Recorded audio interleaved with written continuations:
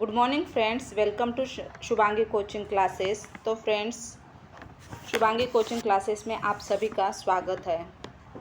तो आपके प्रैक्टिस के लिए सीडीपी के कुछ क्वेश्चंस लाए हैं, प्रीवियस ईयर क्वेश्चंस है। तो इस क्वेश्चंस में आप कितने क्वेश्चंस सही कर पाओगे यह देख सकते हो। आपको एग्ज़ाम में क्वेश्चंस ऐसे ही आएंगे। जितना आप प्रीवियस ईयर क्वेश्चंस की प्रैक्टिस करोगे उतना आपको समझ में आएगा कि एग्ज़ाम में क्वेश्चंस कैसे आते हैं। इसलिए प्रीवियस ईयर क्वेश्चन करना बहुत ज़रूरी होता है। आप प्रैक्टिस कर ही होंगे, लेकिन जब आप खुद यहाँ पे वीडियो पॉज करके अपना आंसर दो, फिर बाद में मेरा आंसर देखो, आपका और मेरा सही आंसर आ रहा है क्या वो देख सकते हो यहाँ पे। तो ऐसा करके आप अपने इसमें मैंने कम से कम 25 या 30 क्वेश्चंस लाए हैं। तो देखो कि आप इसमें से कितने मार्क्स ले पाएंगे। तो चलो शुरू करते हैं प्रैक्टिस के लिए। क्वेश्चन नंबर फर्स्ट है, लेव वाइगोस्की की समाज संरचना सिद्धांत में दृढ़ विश्वास रखने वाले शिक्षक के नाते आप अपने बच्चों के आकलन के लिए निम्नलिखित में से किस विधि को वरीयता देंगे। तो देखो यहाँ पे क्वेश्चंस लेव वाइगोस्की के संदर्भ में आया है। लेव वाइगोस्की का सिद्धांत क्या है, कौन सा सिद्धांत दिया है उन्होंने? सामाजिक सांस्कृतिक सिद्धांत दिया है। तो सामाजिक सांस्कृतिक सिद्धांत मैं थोड़ा सा एक्सप्लेनेशन यहाँ पे दूंगी कि यानी कि उन्होंने क्या बताया था। वाइगोस्की कहते हैं कि बच्चे जब समाज में रहते हैं या संस्कृति में रहते हैं, आपने जब संस्कृति या समाज में वो अंतर्क्रिया करते हैं तो वो अच्छे से सीख पाते हैं, ऐसा वाइगोस्की का कहना है। तो देखो, परिवार भी एक बच्चों का समाज ही होता है, और बच्चों का समाज कहाँ पर होता है? स्कूल में होता है, जहाँ पे वो प्लेग्राउंड पे खेलने के लिए जाते हैं, जो उन बच्चों के साथ खेलते हैं, उनके सहयोगी के साथ खेलते हैं, तो ये सारा बच्चों का समाज हो जाता है। तो देखो, तो यहाँ पे क्या बोला है, यहाँ पे किसको वरीयता देंगे? तो ऑप्शन देखिए यहाँ पे, सहयोगी प्रोजेक्ट, मानकीकृत परीक्षण, तथ्यों पर आधारित प्रत्युस्मरण के प्रश्न, वस्तुपरक बहुविकल्पी प्रकार के प्रश्न। तो आप किसको वरीयता देंगे यहाँ पे? तो ये लेव वाइगोस्की समाज के बारे में बोलते हैं। तो समाज किससे संबंधित आता है? हमारे आसपास की जो बच्चे हैं उनसे संबंधित आता है। जब हम क्लास में अकेले को प्रोजेक्ट देख के देखो और एक 4-5 बच्चों के एक साथ प्रोजेक्ट देख के देखो, तो किसका प्रोजेक्ट अच्छा होगा ये आप खुद ही डिवाइड कर सकते हो। जब कुछ बच्चे मिलाकर प्रयोग करते हैं, यानी कि वो डिस्कस करते हैं एक साथ में, यानी कि उनकी अंतर्क्रिया होती है वहाँ पे, तो सबसे ज़्यादा हमें गुणवत्ता वाले बच्चे कहाँ पे मिलेंगे? जहाँ पे ज़्यादा बच्चों को हमने जहाँ पर प्रोजेक्ट दिया है वहीं पे हमें ज़्यादा गुणवत्ता वाले बच्चे मिलेंगे। जब हम अकेले को प्रोजेक्ट देते हैं तो वो खुद का ही उसमें इन्वॉल्व करेगा जो भी कुछ है, लेकिन अंतर्क्रिया वहाँ पे नहीं हो सकती है। इसीलिए वहाँ पे सामाजिकरण होगा क्या? नहीं होगा। तो यहाँ पे लेव वाइगोस्की के अनुसार सहयोगी प्रोजेक्ट की विधि को वरीयता देना ही हमारा यहाँ पे सही ऑप्शन होगा। ऑप्शन नंबर ये हमारा करेक्ट है। चलो सेकंड क्वेश्चन की तरफ। सेकंड क्वेश्चन है, अपनी कक्षा की वैयक्तिक भिन्नताओं से निपटने के लिए शिक्षक को चाहिए कि। अब वैयक्तिक भिन्नता, तो वैयक्तिक भिन्नता तो सब में होती है। हर बच्चा अलग तरीका होता है, हर बच्चे के पास अलग क्षमताएं होती है, यानी कि वो अलग संस्कृति से आता है, अलग स्टेट से आता है, तो हर बच्चे की भाषा अलग होती है। तो ये सब वैयक्तिक भिन्नता से आप किस तरह से निपटोगे? तो देखो, ऑप्शन के अनुसार जाएंगे हम। ऑप्शन नंबर ये है, शिक्षण और आकलन के समान और मानक तरीके हो। ऑप्शन नंबर बी, बच्चों को उनके अंकों के आधार पर अलग कर उनको नामित करें। ऐसा नहीं कर सकते हैं हम। बच्चों से बातचीत करें और उनके दृष्टिकोण को महत्व दें। ये होगा हमारा सही ऑप्शन। फिर भी हम डी देखते हैं, विद्यार्थियों के लिए कठोर नियमों का लागू करें। कठोर नियम हम दे नहीं सकते। बाद में अंकों के आधार पर उनको अलग अलग नामित नहीं कर सकते कि तुझे 80% मिले हैं तो तुम कम होशियार है, अगर तुझे 90% मिले हैं तो तू ज़्यादा होशियार है। हम ऐसा नामित नहीं कर सकते हैं। तो हमारा ऑप्शन नंबर सी ही यहाँ पे करेक्ट है। चलो आगे, नेक्स्ट क्वेश्चन। क्वेश्चन नंबर 3 है, आकलन उद्देश्यपूर्ण होता है यदि। तो यहाँ पे ऑप्शन देखिए, हम ज़्यादा एक्सप्लेनेशन नहीं करेंगे, आप यहाँ पे क्वेश्चन पढ़े और ऑप्शन पढ़े, ऑप्शन पढ़ने के बाद आपको सही लगा सो टिक करें, और मेरा ही ऑप्शन मैंने जो टिक किया है वो आपसे मैच करता है क्या देखिए, और कितने क्वेश्चन आपके करेक्ट आए हैं वो मुझे कमेंट में बताएं। अगर आपको ये क्वेश्चन पसंद आए या वीडियो पसंद आए तो आप मुझे कमेंट में बता सकते हैं कि मैं दूसरे क्वेश्चन पे वीडियो ला सकती हूँ आपके लिए। तो चलो, ऑप्शन है यहाँ पे देखो, इससे विद्यार्थियों में भय और तनाव का संचार हो। आकलन उद्देश्यपूर्ण होता है, कब होता है? जब हम भय और तनाव का वातावरण तैयार करेंगे तब होता है क्या? नहीं, ये ऑप्शन तो यहाँ पे गलत है। इससे विद्यार्थियों और शिक्षकों की प्रतिपुष्टि प्राप्त हो, तो हाँ ये सही है। तो आगे के ऑप्शन देख सकते हैं हम, यानी कि जब भी क्लास में हम कोई चीज़ पढ़ाते हैं, कोई सब्जेक्ट पढ़ाते हैं, अगर उसमें हम क्वेश्चंस करते हैं तो बच्चों का जो फीडबैक आता है वो बहुत इम्पॉर्टेंट होता है। अगर बच्चों का फीडबैक नहीं आता है तो हमें समझ में नहीं आएगा कि हम जो पढ़ाया है, हमने जो सिखाया है वो बच्चों को कितना समझ में आया है। अगर बच्चों को समझ में आता है या कोई उनको समझ में नहीं आता है, बच्चा अगर खड़ा होकर पूछता है कि सर मुझे ये समझ में नहीं आया है, तो हम दूसरा तरीका या दूसरी विधि हम अपना सकते हैं। ये होता है तरीका फीडबैक का। तो ये ऑप्शन नंबर बी हमारा यहाँ पे करेक्ट लग रहा है, लेकिन फिर भी हम देखेंगे दूसरे ऑप्शन क्या है। ऑप्शन नंबर सी देखते हैं, यह केवल एक बार ही वर्ष के अंत में हो। आकलन केवल वर्ष के अंत में हो तो वर्ष भर बच्चा क्या कर रहा है ये हमें पता चलेगा क्या? नहीं चलेगा, इसीलिए ऑप्शन नंबर सी भी करेक्ट नहीं है यहाँ पे। विद्यार्थियों की उपलब्धियों में अंतर करने के लिए तुलनात्मक मूल्यांकन करें। नहीं, हम बच्चों में भेदभाव नहीं कर सकते, तो ऑप्शन नंबर बी हमारा करेक्ट है। क्वेश्चन नंबर 4, राष्ट्रीय पाठ्यचर्या की रूपरेखा एनसीएफ 2005 के अनुसार शिक्षक की भूमिका है। तो शिक्षक की भूमिका क्या है? तो यहाँ पे मैं डायरेक्ट आंसर देती हूँ, सुविधादाता की भूमिका है। सुविधादाता यानी कि मार्गदर्शक की है। मार्गदर्शन करना है बच्चों को, किस लिए कि उनकी कमियाँ क्या है, क्या त्रुटियाँ हैं, उनको किस तरह से निपटा जा सकता है, यहाँ पे बताया गया है।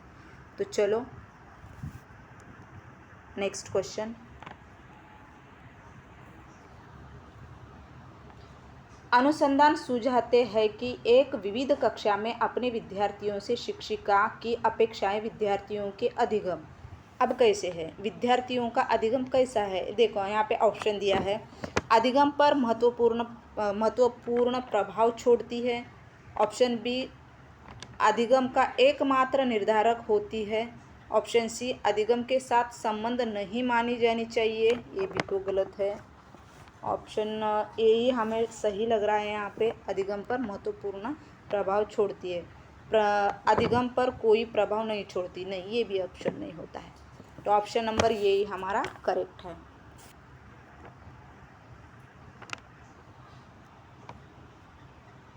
क्वेश्चन नंबर 6, विशेष आवश्यकता वाले बच्चों को शामिल करना। अब विशेष आवश्यकता वाले बच्चे कौन से होते हैं कि जो हैंडीकैप्स होते हैं, जो अक्षमता वाले बच्चे होते हैं, उनको विशेष कहा जाता है। तो उनको शामिल करना चाहिए क्या? हमारी जो रेगुलर स्कूल होती है उनको उनमें शामिल करना चाहिए क्या? तो करना चाहिए। तो किस लिए करना चाहिए देखेंगे हम, ऑप्शन में क्या दिया है पहले ये देखेंगे। एक काल्पनिक लक्ष्य है, नहीं ये ऐसा कुछ नहीं है। जिनमें अक्षमता न हो उन बच्चों के लिए हानिकारक है, ऐसा नहीं होता। अगर क्षमता वाले बच्चे और अक्षमता वाले बच्चे एक साथ रहेंगे तो अक्षमता वाले जो बच्चे हैं क्षमता वाले बच्चों का अनुकरण करके सीख सकते हैं, तो इसलिए ये गलत नहीं हो सकता, ये हानिकारक नहीं हो सकता। विद्यालयों पर भार बढ़ा देगा, विद्यालय बच्चों के पढ़ाई के लिए होते हैं तो भार बढ़ने का यहाँ पे सवाल ही नहीं उठता। शिक्षण के प्रति दृष्टिकोण विषय वस्तु और धारण परिवर्तन की अपेक्षा रखता है। ऑप्शन नंबर डी हमारा यह करेक्ट है। तो चलो ये बी सी ये तीनों ही रॉन्ग आंसर है, बी हमारा करेक्ट है। नेक्स्ट क्वेश्चन, यहाँ पे क्वेश्चन देखिए, क्वेश्चन नंबर 7, विविध प्रकार की सामाजिक, आर्थिक और सांस्कृतिक पृष्ठभूमि के बच्चे से युक्त कक्षा सभी विद्यार्थियों के अधिगम अनुभवों को बढ़ाती है। यह कथन है। ऑप्शन नंबर ए गलत है, क्योंकि यह बच्चों के लिए दुविधा उत्पन्न कर सकता है और वे स्वयं को अलग अलग महसूस कर सकते हैं। ऐसा नहीं होता है। जब भी बच्चे एक साथ आते हैं तो बहुत अच्छे तरीके से रहते हैं और अच्छी तरीके से खेल सकते हैं, पढ़ सकते हैं। तो इसीलिए ये आंसर,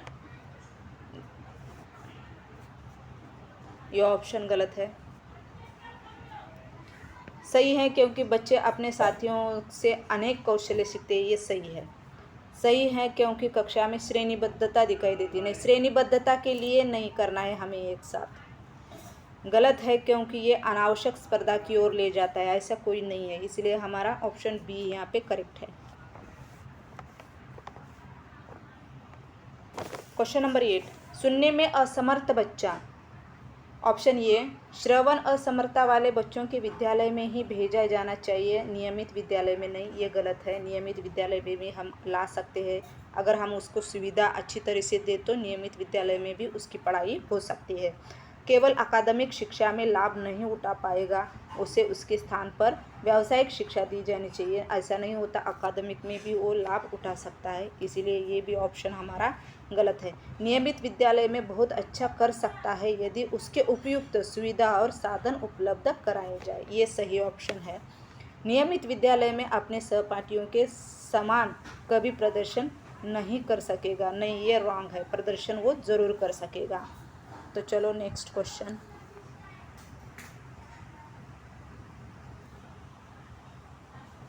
निम्नलिखित में से कौन सी विशेषता प्रतिभावान विद्यार्थी की है? प्रतिभावान विद्यार्थी किसे कहते हैं? जो गॉड गिफ्टेड होता है, यानी कि जन्मजात उसके पास अच्छी क्षमताएं होती है, उसे प्रतिभावान बच्चे कहते हैं या शिक्षार्थी कहते हैं। तो वह आक्रामक और कुंठित हो जाता है। ये रॉन्ग है। यदि कक्षा में गतिविधियां अधिक चुनौतीपूर्ण नहीं होती है तो वह कम प्रेरित अनुभव करता है और ऊब जाता है। ये सही है। अगर उसकी क्षमता है एक साथ में 10 टेबल्स बाय हेड करने की, अगर उसे हम बार बार 2 का ही टेबल दें तो वो ऊब जाएगा। इसीलिए उसे चुनौतीपूर्ण चाहिए। जो भी कुछ पढ़ाई चाहिए उसे चुनौतीपूर्ण चाहिए, इसीलिए वो ऊब जाएगा। इसीलिए वो सही है। वह बहुत ही तुनकमिजाज का होता है। ये भी रॉन्ग है। वह रस्मी व्यवहार करता है, जैसे कि हाथ थपथपाना, डोलना। नहीं, ये ऐसे कोई व्यवहार नहीं करता प्रतिभावान बच्चा। इसीलिए हमारा ऑप्शन बी ही करेक्ट है।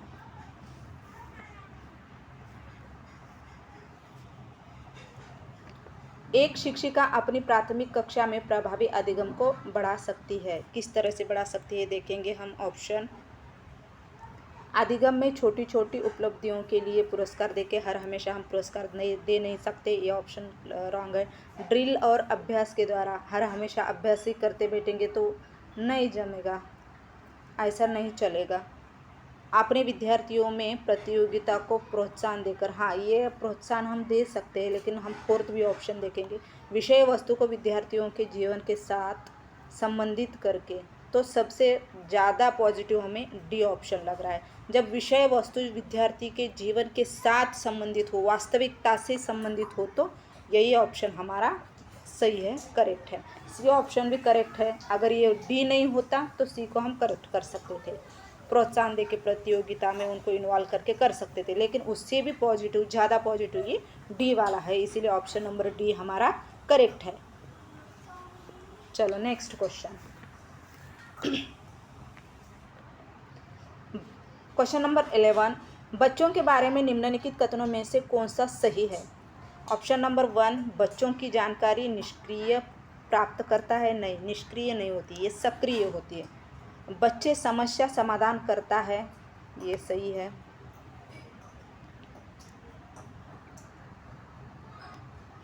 बच्चे वैज्ञानिक खोज करता है। ये भी सही है। बच्चे पर्यावरण में सक्रिय अन्वेषक है। ये भी सही है। ऑप्शन नंबर 2, 3, 4 यानी कि बी ऑप्शन हमारा करेक्ट है। चलो नेक्स्ट क्वेश्चन।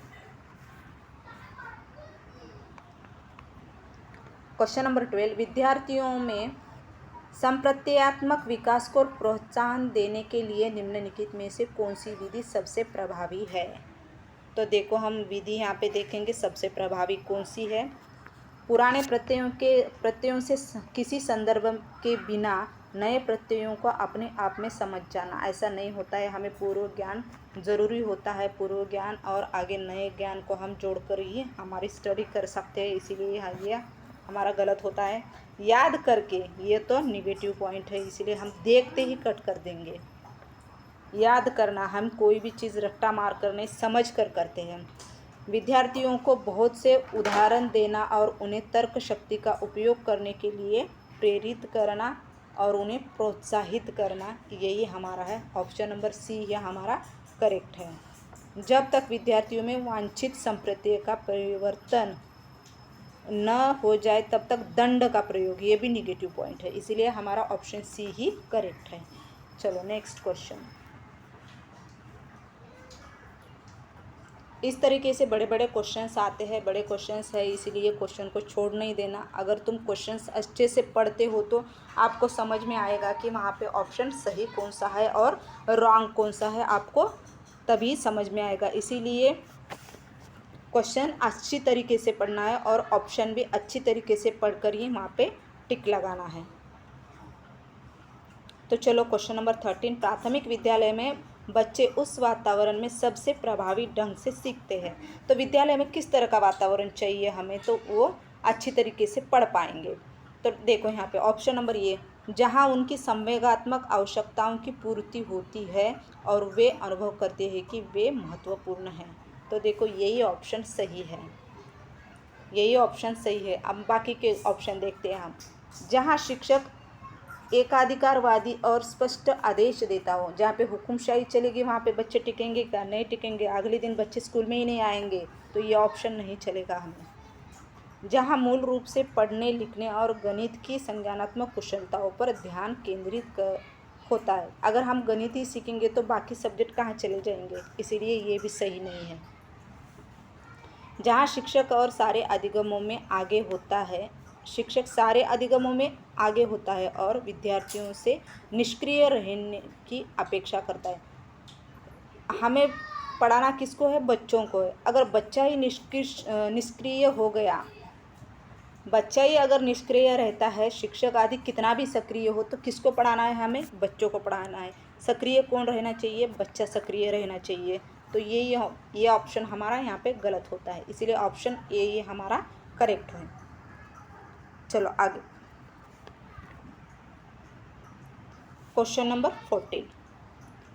एक बच्चा खिड़की के सामने से एक कौवे को उड़ता हुआ देखता है और कहता है, एक पक्षी, इससे बच्चे के विचार के बारे में क्या पता चलता है? देखो यहाँ पे बच्चे की स्मृतियाँ पहले से भंडारित होती है? नहीं, ऐसा कुछ नहीं है। बच्चे में पक्षी का संप्रत्यय विकसित हो चुका है। हाँ, पक्षी का संप्रत्यय विकसित हो चुका है, ये सही है।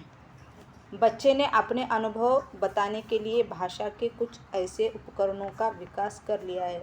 ऐसा कुछ नहीं होता है, तो इसीलिए ये भी रॉन्ग है और ये भी रॉन्ग है। हमारा ऑप्शन नंबर केवल सेकंड सही है, सेकंड कहाँ में है? ऑप्शन डी में, बी है, तो ये यहाँ पे हमारा डी ऑप्शन करेक्ट हो गया।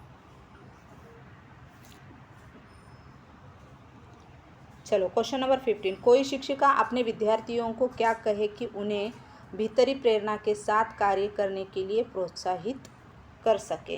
भीतरी प्रेरणा के साथ कार्य करना है हमें। बच्चों के जो भीतर क्षमताएं छुपी है उसे हमें बाहर निकालना है। तो चलो हम किस तरह से निकाल सकते हैं? तो देखो, चलो ऑप्शन नंबर ये, चलो इसे उसके करने से पहले समाप्त कर लो।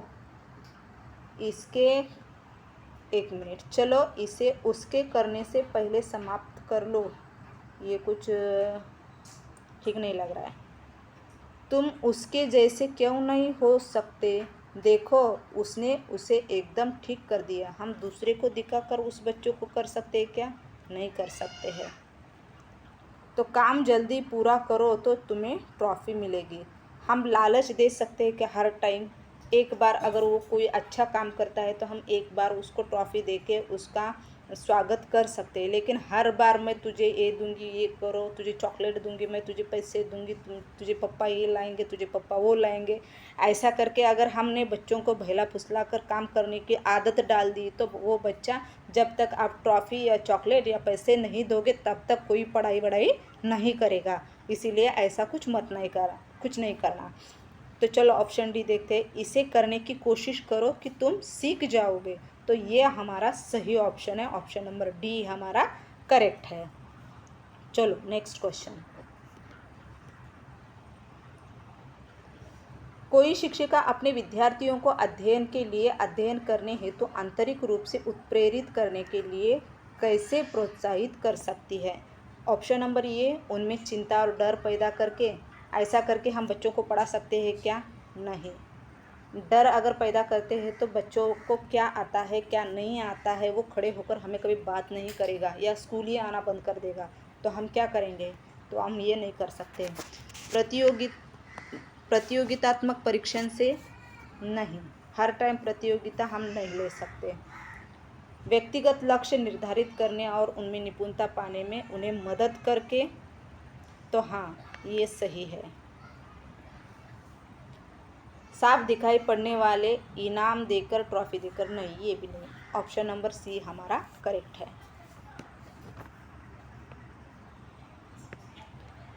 क्वेश्चन नंबर 17, किसी प्रारंभिक कक्षा में प्रभावशाली शिक्षक का उद्देश्य विद्यार्थियों को उत्प्रेरित करना होगा। तो देखो, सीखने के लिए जिससे वे जिज्ञासु बने और सीखने के लिए ही सीखना पसंद करें। तो यही ऑप्शन हमारा ठीक है, बाकी के देखेंगे।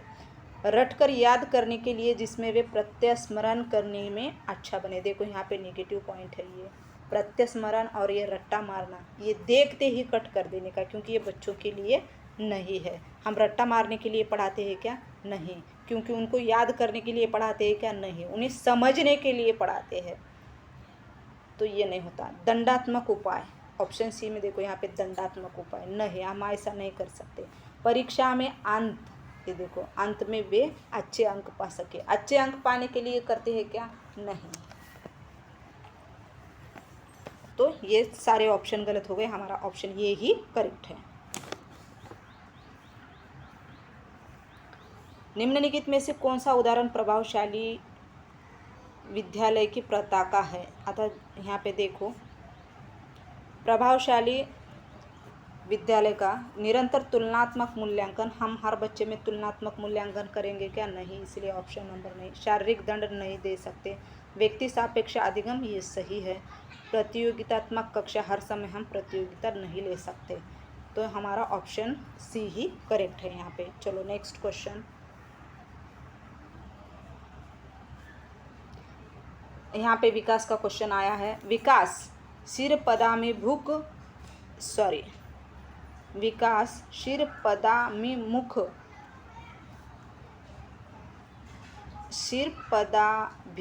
दिशा सिद्धांत व्याख्या करता है कि विकास इस प्रकार आगे बढ़ता है। विकास किस प्रकार आगे बढ़ता है?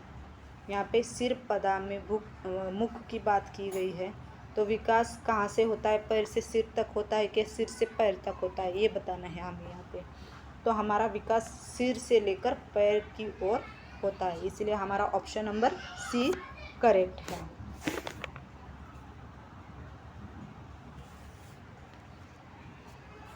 तो चलो नेक्स्ट क्वेश्चन। भाषा विकास के लिए सबसे संवेदनशील समय निम्नलिखित में से कौन सा है?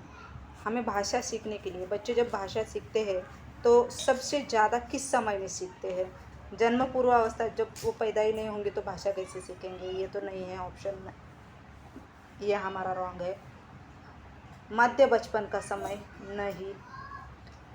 वयस्क अवस्था, बुढ़ापे में तो पूरा सब कुछ दुनिया का ज्ञान होता है। ऑप्शन नंबर डी हमारा करेक्ट है। प्रारंभिक बचपन का समय ऐसा होता है कि जब बच्चा अधिक से अधिक भाषा ग्रहण करता है, सीख सकता है। क्वेश्चन नंबर 21, एक 6 वर्ष की लड़की है, खेल कूद में असाधारण योग्यता का प्रदर्शन करती है। उसके माता पिता दोनों ही खिलाड़ी हैं। उसे नित्य प्रशिक्षण प्राप्त करने भेजते हैं और सप्ताह में उसे प्रशिक्षण देते हैं। बहुत संभव है कि उनकी क्षमताएं निम्नलिखित दोनों के बीच में परस्पर प्रतिक्रिया का परिणाम होंगी।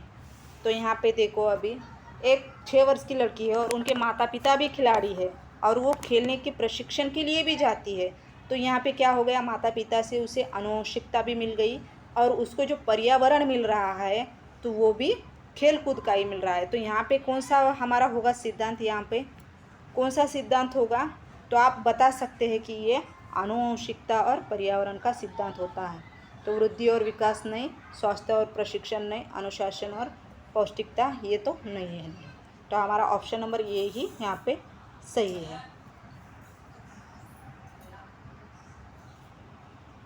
क्वेश्चन नंबर 22, निम्नलिखित में से कौन सा सामाजिकरण में गौण वाहक हो सकता है? गौण वाहक, तो यहाँ पे विद्यालय और पास पड़ोसी गौण वाहक है। ये भी रॉन्ग है, ये भी रॉन्ग है और ये भी रॉन्ग है। गौण वाहक बोला है तो विद्यालय और पास पड़ोसी गौण वाहक हो सकते हैं। चलो नेक्स्ट क्वेश्चन। लेव वाइगोस्की का हमने पहले ही क्वेश्चन देखा था, अब फिर क्वेश्चन आ गया है। लेव वाइगोस्की ने कौन सा सिद्धांत दिया है? सामाजिक सांस्कृतिक का सिद्धांत दिया है, सोशल कल्चरल का सिद्धांत दिया है। तो देखो, लेव वाइगोस्की के अनुसार संज्ञानात्मक विकास का मूल कारण है। तो संज्ञानात्मक विकास संतुलन के लिए नहीं, सामाजिक अन्योन क्रिया के लिए लेव वाइगोस्की का सिद्धांत है। संज्ञानात्मक विकास का मूल कारण है सामाजिक अन्योन क्रिया। सामाजिक अन्योन क्रिया होगी तभी बच्चा सीख पाएगा, ऐसे वो कहते हैं। मानसिक रूप स्कीमा नहीं, ये भी नहीं। तो चलो नेक्स्ट क्वेश्चन।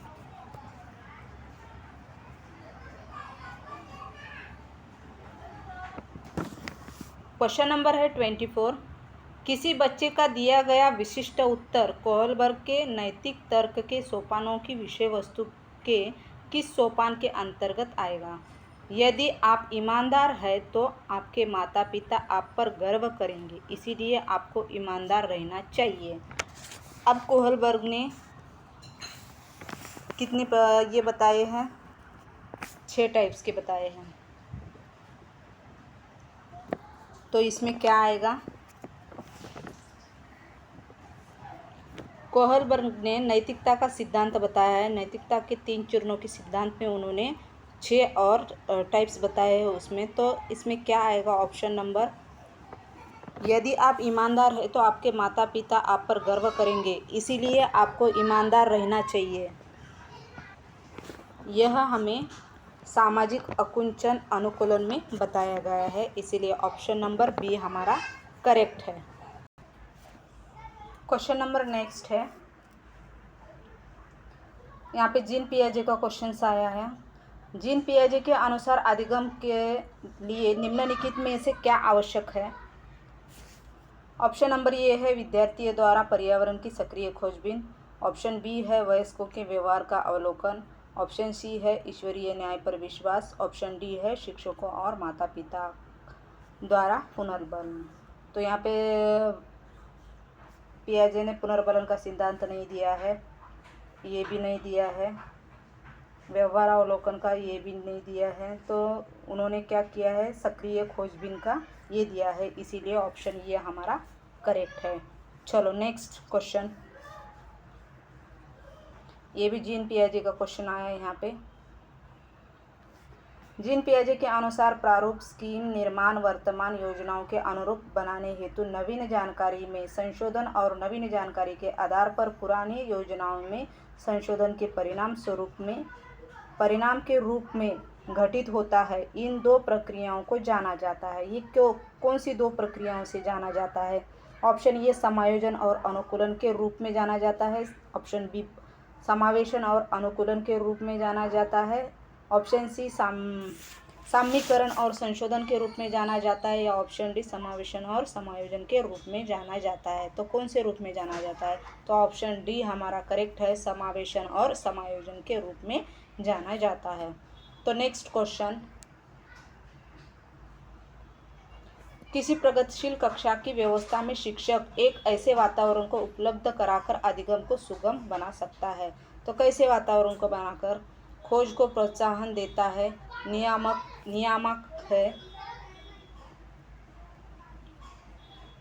नियामक है। ऑप्शन सी समावेशन को हतोत्साहित करता है। ऑप्शन डी आवृत्ति को बढ़ावा देता है। तो यहाँ पे कौन सा? तो यहाँ पे ऑप्शन नंबर ये हमारा करेक्ट होगा, खोज और प्रोत्साहन देता है। तो नेक्स्ट क्वेश्चन है, यहाँ पे हावर्ड गार्डनर बहुबुद्धि सिद्धांत सुझाता है कि, यहाँ पे हावर्ड गार्डनर का आया है इंटेलिजेंसी का क्वेश्चंस। ऑप्शन नंबर ये, हर बच्चे को प्रत्येक विषय 8 विभिन्न तरीकों से पढ़ाया जाना चाहिए ताकि सभी बुद्धियाँ विकसित हो। हम ऐसा कुछ नहीं कर सकते, इसीलिए ये ऑप्शन रॉन्ग है। बुद्धि को केवल बुद्धिलब्धि IQ परीक्षा से ही निर्धारित किया जा सकता है, ये भी रॉन्ग है, ऐसा नहीं होता है। शिक्षक को चाहिए कि विषय वस्तु वैकल्पिक विधियों से पढ़ाने के लिए बहुबुद्धियों को एक रूपरेखा की तरह ग्रहण कर सके। तो ऑप्शन नंबर सी हमारा करेक्ट है, हम ग्रहण कर सकते हैं। क्षमता भाग्य और एक अविध के भीतर नहीं बदलती, नहीं, ये भी ऑप्शन हमारा रॉन्ग है। ऑप्शन नंबर सी हमारा करेक्ट है। अगर आपने स्टडी की होगी, आपने हावर्ड गार्डनर का पूरा सिद्धांत अगर पढ़ा हो तो ही आपको ये समझ में आएगा, नहीं तो नहीं आएगा। तो हावर्ड गार्डनर की थ्योरी भी हम आपको लेके आएंगे, लेकिन थोड़ा पहले हम प्रैक्टिस के क्वेश्चंस देखेंगे कि आप लोगों का रिप्लाई क्या आएगा, कि आपको ये क्वेश्चंस अच्छे लगे क्या नहीं लगे, हमें देखना है। जो ये PYQ क्वेश्चंस है।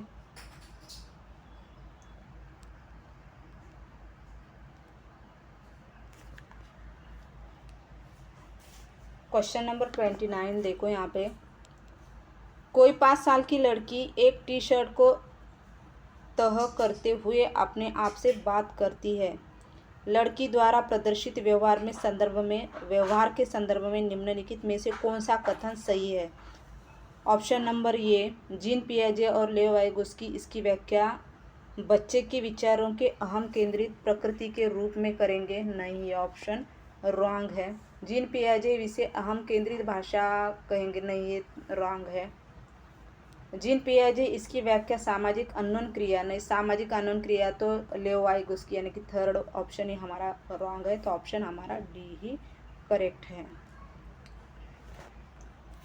उन दोनों के द्वारा अनुकरण के रूप में सीखते हैं ये वाइगोस्की और जीन पियाजे और लेव वाइगोस्की इसकी व्याख्या बच्चे के द्वारा अपनी माँ के अनुकरण के रूप में ही करेंगे, ऐसा ये कहा है। तो ये ऑप्शन डी हमारा करेक्ट है। चलो नेक्स्ट क्वेश्चन, यहाँ पे देखो, लिंग है। लिंग क्या है? एक जैविक सत्ता है, इसलिए ऑप्शन नंबर ये हमारा करेक्ट है। तो चलो नेक्स्ट। हाँ, तो देखो यहाँ पे क्वेश्चन हमारे ख़त्म हो चुके हैं। तो फ्रेंड्स, आपको क्वेश्चंस कैसे लगेंगे? आपने इतने 30 क्वेश्चन में से कितने मार्क्स लिए हैं, ये मुझे कमेंट में बताएं। अगर आपको वीडियो अच्छी लगती हो तो शेयर करो, लाइक करो। Thank you for watching my video.